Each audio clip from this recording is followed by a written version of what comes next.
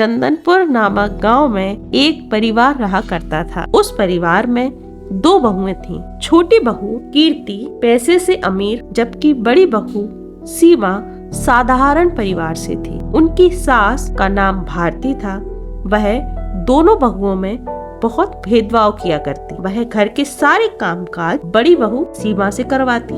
एक दिन सीमा घर में झाड़ू लगा रही थी तो उसकी सास और उसकी देवरानी कीर्ति पीछे से आती हैं और उसको ताना मारते हुए कहती हैं, ए कामचोर, तू अभी तक सिर्फ झाड़ू ही लगा रही है, पोछा कब लगाएगी? पर सीमा बड़े ही प्यार से अपनी सास से कहती है, माँ जी आप चिंता मत करिए, मैं झाड़ू लगाने के बाद पोछा भी लगा दूंगी, आप जाकर आराम से बैठिए।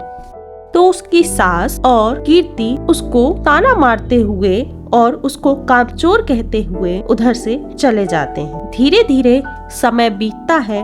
एक दिन सीमा की सास सीढ़ियों से उतर रही थी, तभी उसका पैर फिसल गया और वह अचानक से गिर पड़ी, जिससे उसको काफी चोट लग गई और वह बेहोश हो गई। गिरने की आवाज सुनकर अचानक से सीमा वहां आ जाती है और देखती है कि उसकी सास जमीन पर बेहोश पड़ी। वह अपनी सास के पास जाती है और उसे उठाने की कोशिश करती है। माँ जी उठिए, क्या हुआ आपको? आप कैसे गिर गई नीचे?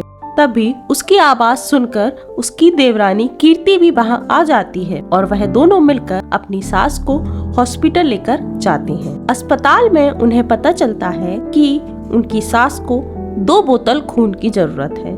तो सीमा अपनी देवरानी से कहती है कि 1 बोतल खून मैं माँ जी को दे देती हूँ और 1 बोतल तुम दे देना।